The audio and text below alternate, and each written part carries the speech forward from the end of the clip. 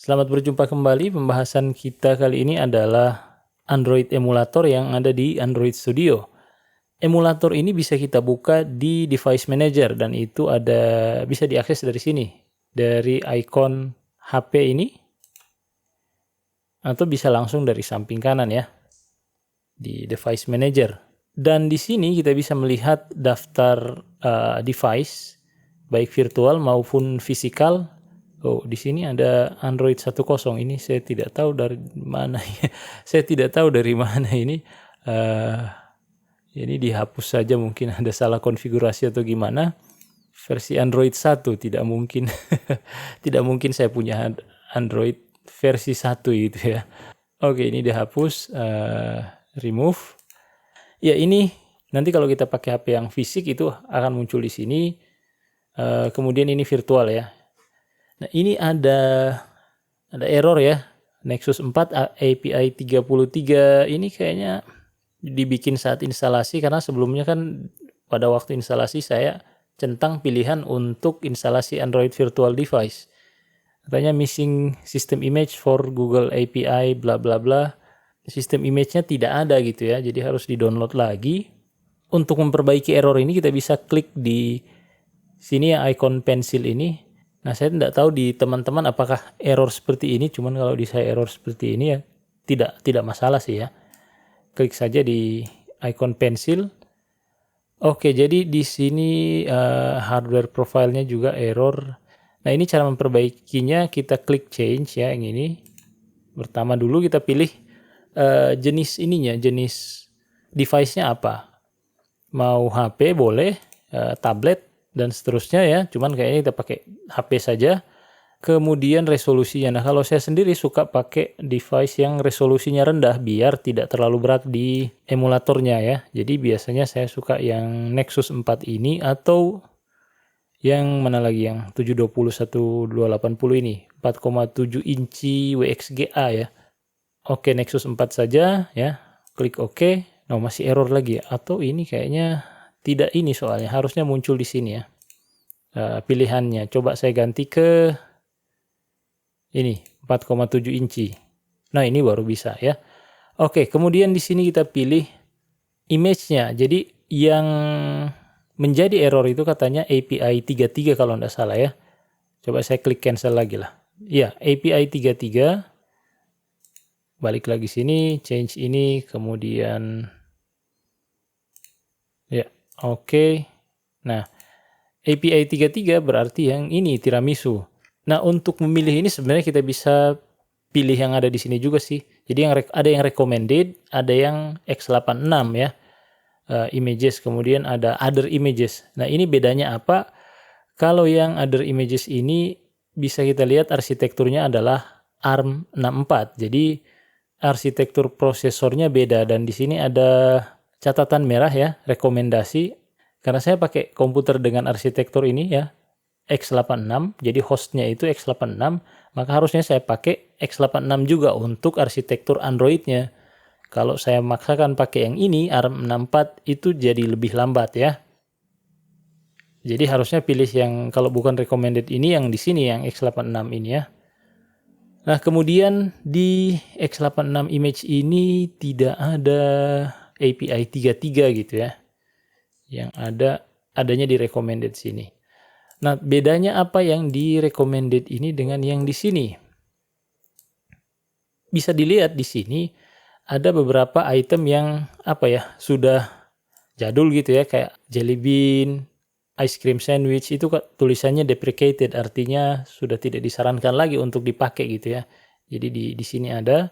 Kemudian bedanya lagi, di sebelah sini kita bisa pakai ya image ya yang tidak ada Google API-nya. Misalnya saya pilih yang ini ya, maka akan catatan merah lagi. Jadi katanya disarankan untuk menggunakan image dengan Google API supaya kita bisa melakukan testing atau pengujian dengan Google Play Service ya. Dan bisa dilihat bahwa versinya ini adalah Android Open Source Project atau AOSP, bukan dari Google ya. Kalau ini kita lihat, ini vendornya dari Google, tapi kalau yang ini Android Open Source Project.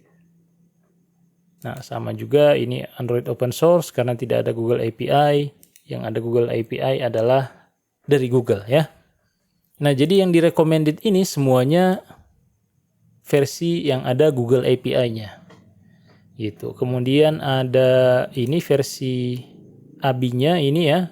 Ini yang 32 bit dan yang ini 64 bit. Jadi ke bawah ini 32 bit semua, ke atas sudah mulai masuk ke 64 bit. Ya, untuk menginstal klik saja icon download yang ada di samping tulisannya. Ini tiramisu. Klik download. Ukurannya lumayan ya. 1,4 GB.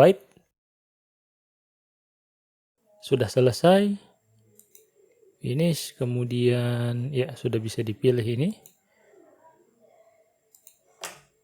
Oke. Oke, kita ke bawah. Nah, di sini ada tombol show advanced settings untuk melihat konfigurasinya lebih jauh seperti apa. Di sini ada sejumlah CPU-nya bisa disetting 1 atau 2, biarkan saja 2. Nah, ini RAM-nya 512 ya. Dan ada pengaturan SD card. Nah, menurut saya 512 ini terlalu kecil karena kita running Android versi 33 ya. Versi 13, API 33. Nah, itu settingannya dari sini sebenarnya, dari profilnya ini yang sudah dipilih. Ini kan tadi saya pilih 4,7 WXGA ya. Jadi dia aturan RAM-nya dari situ. Ini kalau misalnya saya pilih Pixel XL misalnya, nanti RAM-nya akan berubah. Nah, itu ya berubah jadi 1536 ya. Oke, saya kembalikan karena saya mau yang resolusi rendah. Iya, ini.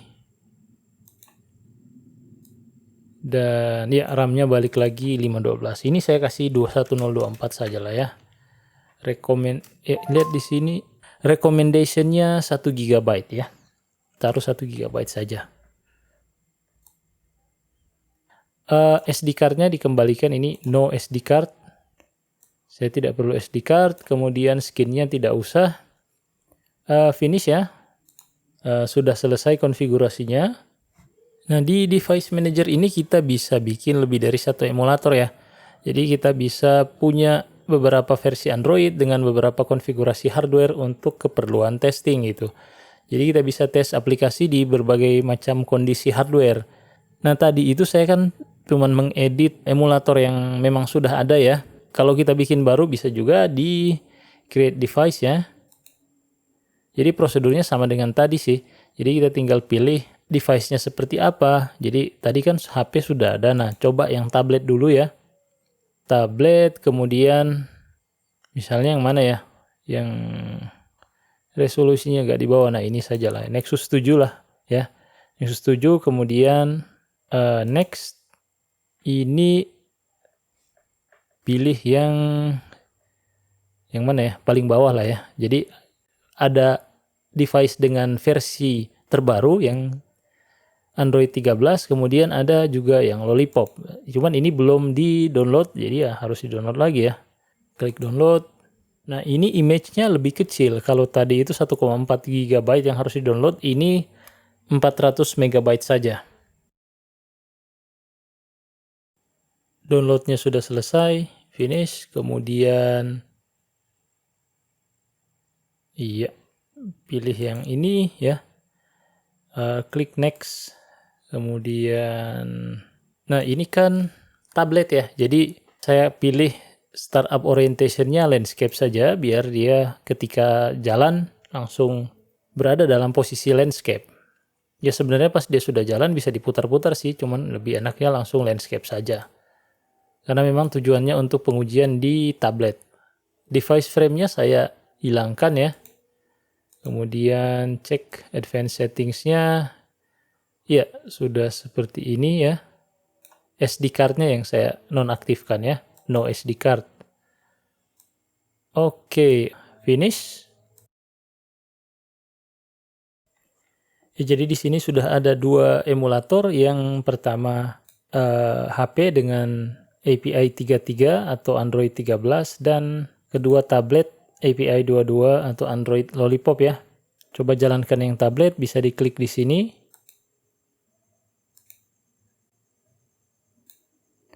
Nah, ini di layarnya diatur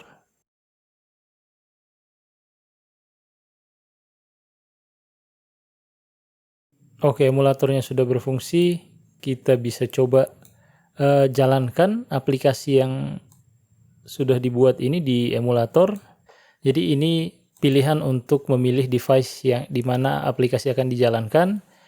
Nah, yang sudah running yaitu yang ini Nexus 7 2012 API 22, sedangkan yang Nexus 4 ini masih dalam keadaan mati ya.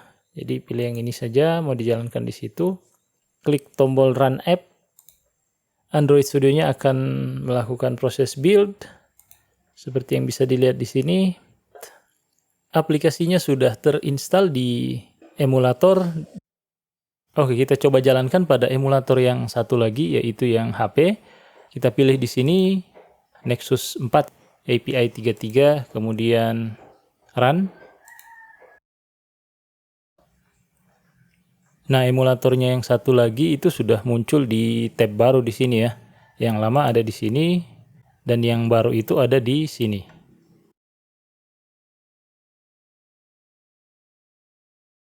Ya, aplikasinya sudah jalan ya. Di tablet ya, seperti ini, dan di HP seperti ini. Ini di komputer saya yang RAM-nya 16 GB. Memorinya sudah hampir penuh. Tinggal tersisa 3,7 GB. Jadi sudah terpakai 76% ya. Ini saya tidak buka banyak aplikasi, hanya Android Studio dan beberapa aplikasi lainnya. Nah, pernah juga saya seperti ini jalankan 2 emulator, kemudian sambil browsing-browsing dan komputernya crash. Jadi memang kalau RAM-nya 16 GB cukup satu emulator kayaknya kalau mau multitasking. Ini emulatornya saya stop dulu ya. Di stop di sini.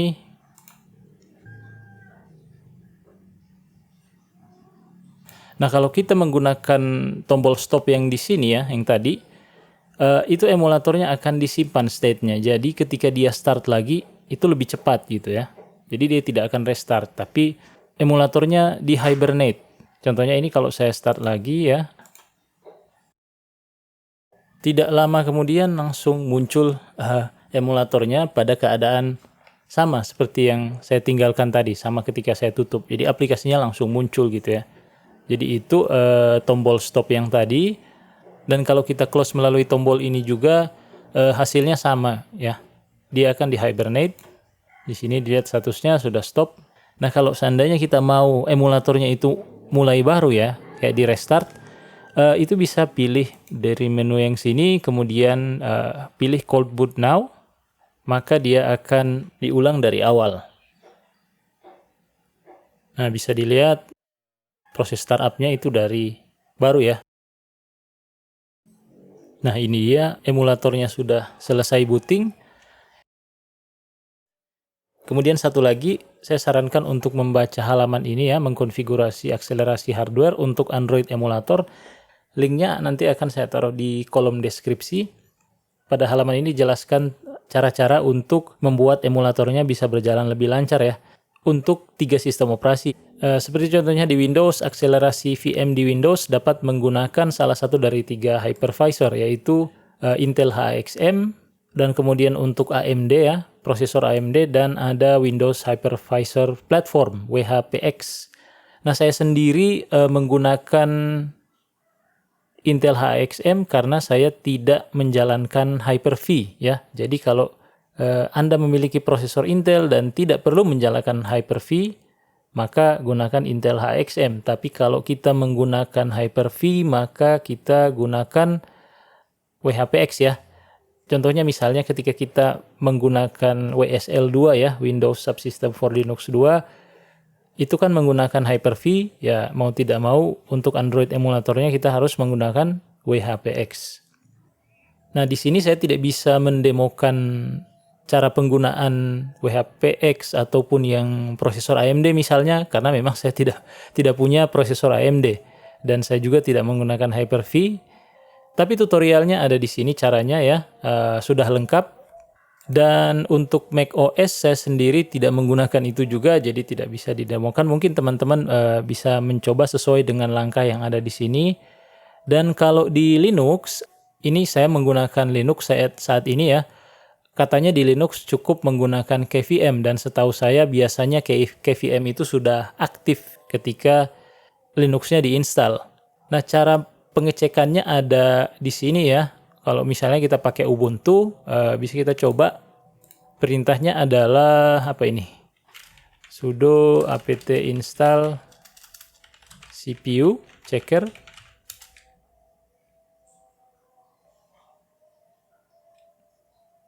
Kemudian jalankan perintah kvm OK. Nah, jadi kalau di saya outputnya seperti ini ya, sesuai dengan apa yang diharapkan, yaitu dev kvm exists, kvm acceleration can be used. Nah, jika terjadi error seperti ini, maka emulatornya akan berjalan lebih lambat. Kalau seperti itu sih mending menggunakan HP saja ya. Ya, di sini saya sudah berada di Windows kembali, dan kita lihat caranya untuk mengaktifkan akselerasinya di Windows. Nah, seperti yang sudah saya sampaikan tadi, saya harus menggunakan Intel HXM karena tidak menjalankan Hyper-V, dan bisa diklik di sini. Caranya seperti ini, tinggal kita buka SDK Manager, kemudian pilih Intel HXM-nya ya. Jadi kita ke Android Studio, kita ke SDK Manager, kemudian katanya tadi cek di SDK Update Sites. Di sini sudah ada Intel HXM ya. Nah, kita kemudian ke SDK Tools, kemudian pilih ini, Intel Emulator Accelerator, kemudian klik Apply. Dia akan mendownload sebanyak berapa? 500 KB ya. Klik OK, kemudian ini pilih saja sesuai dengan rekomendasinya. Kalau saya 2 GB ya, saya ikut saja itu rekomendasinya. Next.